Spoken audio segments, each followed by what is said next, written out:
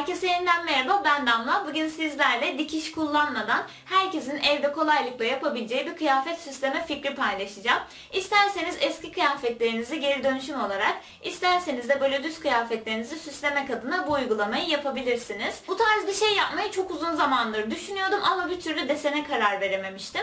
Dün gece böyle otururken birden aklıma geldi ve dedim ki yarın hemen bunu yapmalıyım. Onun için de videoyu çekmeye başladım. Hatta bugün erken kalktım ve sizin için şöyle düz bir beyaz tişört diktim. Birkaç kez bahsetmiştim, belki biliyorsunuzdur. Ben basic tişörtlere bayılıyorum gerçekten. Hem yapmaları çok kolay hem de her türlü kıyafetle kombinlenebiliyor. Eğer birazdan aklımdaki gibi yapabilirsem bunu üzerimden çıkarmayacağıma kesinlikle eminim. Bu arada bunun yapımını sizinle paylaşmayacağım. Çünkü daha önceden bir basic tişört yapımı paylaşmıştım. Tişört videosunun linkini bu videonun açıklamalar kısmında bulabilirsiniz. Ayrıca bu üzerimde gördüğünüz çift yönlü sweatshirt'ü de kendim yaptım. Onu da aynı şekilde açıklamalar kısmına bırakacağım izlemek isterseniz diye. Peki bu tişörtü süslemek için nelere ihtiyacımız var? Öncelikle bir kumaş boyasına ihtiyacımız var. Ben tekstil kalemi kullanacağım. Benim kalemim Sharpie'nin kalemi. Ama isterseniz Edding'in de tekstil kalemleri var. Ve bazı videolardan gördüğüm kadarıyla bu CD kalemleri tarzında asetatlı kalemleri de kıyafetlere uyguluyorlar ve çıkmadığını söylüyorlar. Minik bir şey de deneyip daha sonradan kullanabilirsiniz. Ama benim elimde zaten olduğu için kumaş kalemi kullanacağım. İkinci malzememiz de bu cleanshop.com'dan aldığım inciler. Siz isterseniz boncuk tarzında bir şey de kullanabilirsiniz. Veya direkt kalemle çizmeye de devam edebilirsiniz. Hiç fark etmez. Sadece ben 3 boyutlu bir şey yapmak istediğim için inci kullandım. Düğme dikmek de bana birazcık zahmetli geliyor açıkçası. Bu incilerin uygulanışı inanılmaz kolay ve çok güzel sonuç veriyorlar. Ben bugün siyah olanını kullanacağım. Aynı zamanda şöyle gümüş renkli, ekru renkli ve altın sarısı renkli olanları da var. Ayrıca 4'er tane de farklı boyutları var.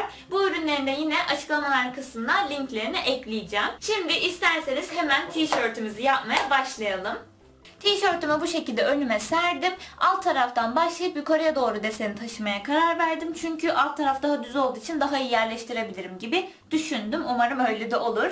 Şimdi tişörtümün içine şöyle bir defter yerleştireceğim. Hem sert bir zemin sağlayacak hem de bu kalemle çizerken arkaya geçmesini engelleyecek. İlk olarak şöyle bir ÖSYM kalemiyle çizim yapacağım. Çöp adam çizeceğim ama yine de riske atmak istemedim. Önce kumaş kalemiyle başlayıp nasıl bir şey olduğunu gördükten sonra kumaş kalemiyle çizmeye başlayacağım. Çöp adam bile çizemiyor musun Damla demeyin lütfen bana. Önceden çizim yapardım çünkü. Şimdi kafama bu şekilde yerleştirdim. Ona göre bir vücut yapacağım. Ama vücudum kafamdan daha küçük olsun istiyorum. Yani bunlar böyle koca kafa gibi görünsünler istiyorum. Onun için şöyle hemen bir deneyelim.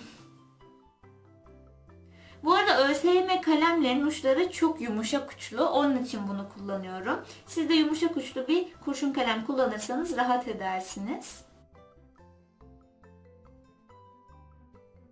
Bu şekilde ilk çöp adamımı çizmiş oldum. Ayrıca şöyle Pinterest'ten de çöp adam resimleri buldum. Böyle bir anda aklıma gelmezse nasıl şeyler yapabilirim diye bunlardan da yardım alacağım. Şöyle diyorum ki şöyle bir boşluk bırakayım. Daha sonra yukarısına bir tane yapayım. Burası boş kalsın. Şöyle çapraz çapraz gitsin diye düşündüm. Umarım güzel olur.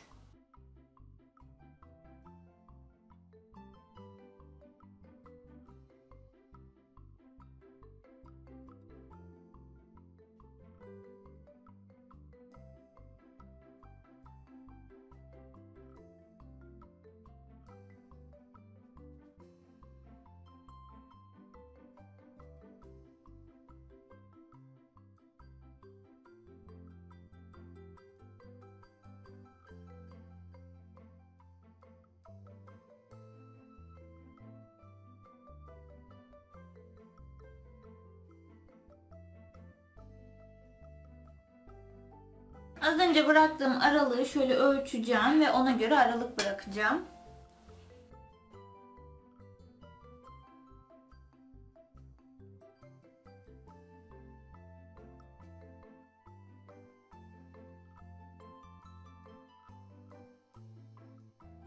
Çöp adamlarımın gövdelerini çizmeye başladım şimdi de.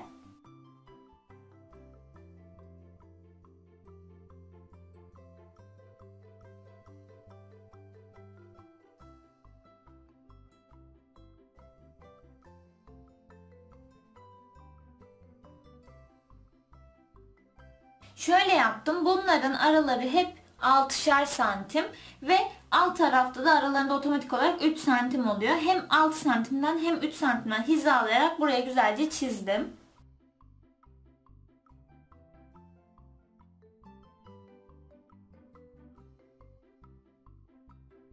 Şimdi artık Sharpie'ye geçebilirim diye düşünüyorum.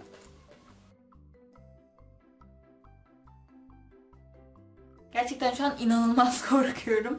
Umarım güzel olur. İlk klasik çöp adamımla başlıyorum.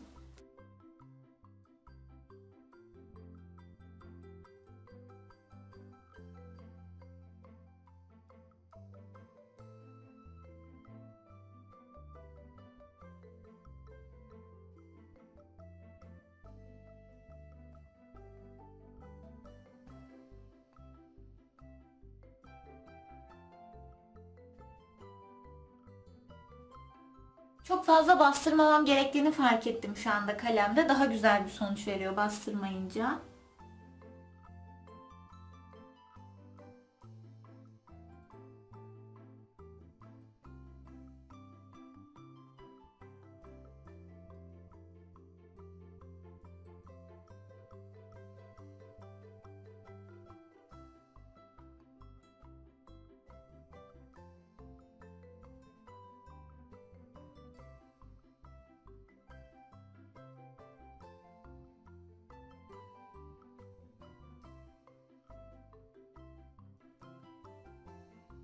Şimdi bu taraftan başlamak istedim ki şöyle elimi sürdüğümde boyadığım kısımlar henüz kurumadan tişörtün kumaşına bulaştırmayayım.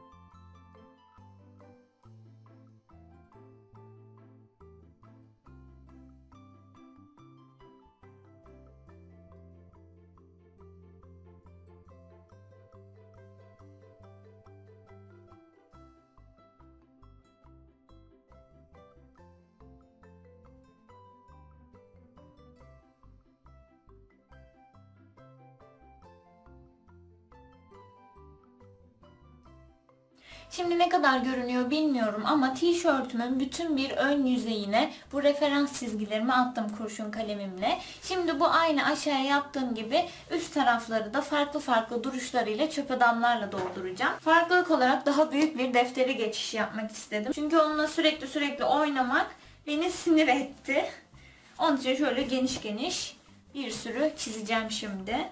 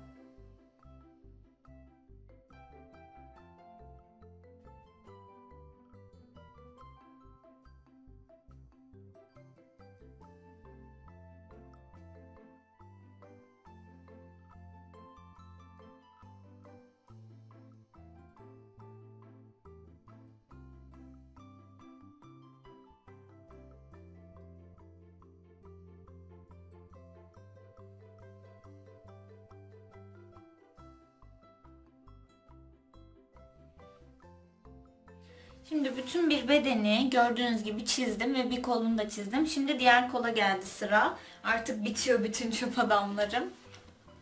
Biraz uzun sürüyor ama çok eğlenceli. Özellikle kendi çöp adamlarınızı oluşturmaya başladığınızda daha eğlenceli bir hale geliyor bence.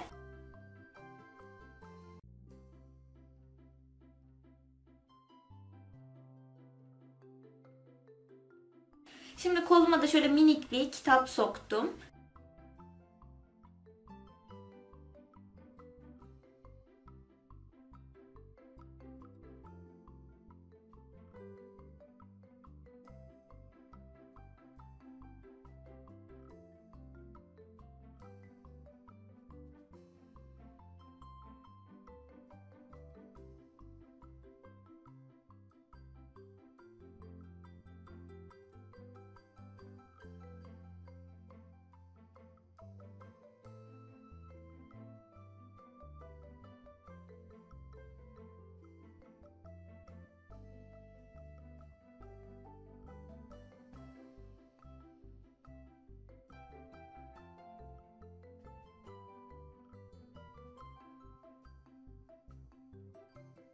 Böylece bütün çöp adamlarımı çizmiş bulunuyorum.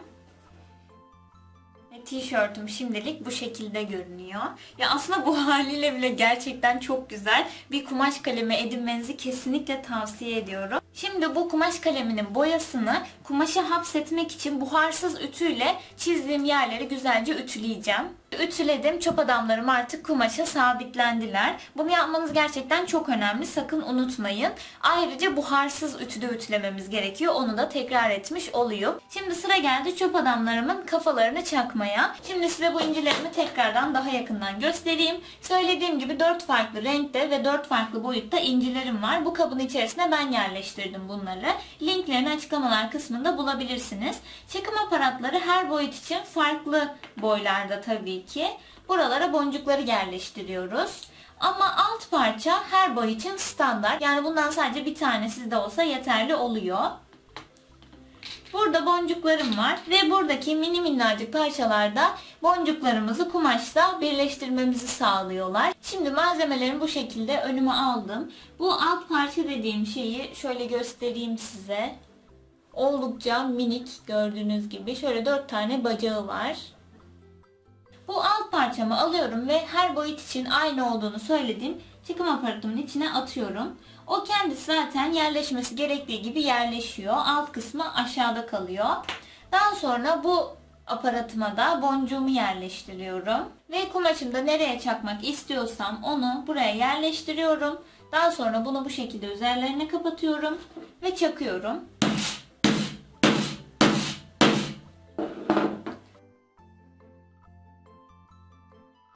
Bu şekilde gördüğünüz gibi inci boncuğumu çakmış oldum. Şimdi bunu tişörtümde uygulayacağım. Alt parçayı falan daha net görebilmeniz için bu şekilde göstermek istedim. Şöyle içeriye daha düzgün oturması için dikdörtgen çakma tahtamı aldım ve buraya yerleştirdim tişörtümün içine. Daha sonra bu minik parçamı kalıbımın içine atıyorum.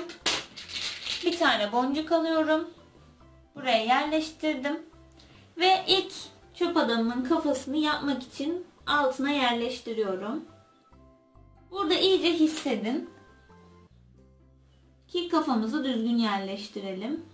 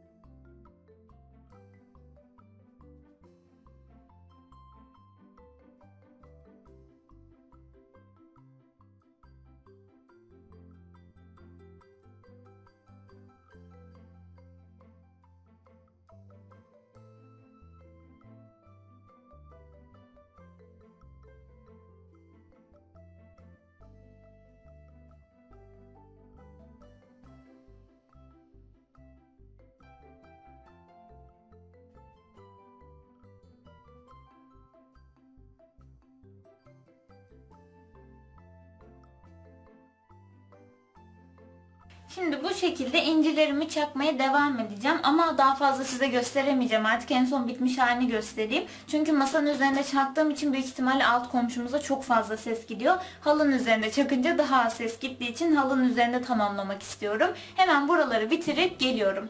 Bütün çöp adamlarımın kafalarını çaktıktan sonra bu şekilde görünüyor. Şimdi hemen üzerime deneyeceğim.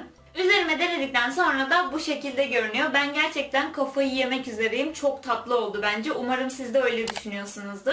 Daha fazla geri dönüşüm ve süsleme fikri isterseniz yorumlar kısmına mutlaka yazmayı unutmayın. Eğer bu fikrimi denerseniz de fotoğraflarını mutlaka bekliyorum. Videom hoşunuza gittiyse beğen butonuna basmayı ve videoların devamını görmek isterseniz kanalıma abone olmayı unutmayın. Kendinize çok iyi bakın.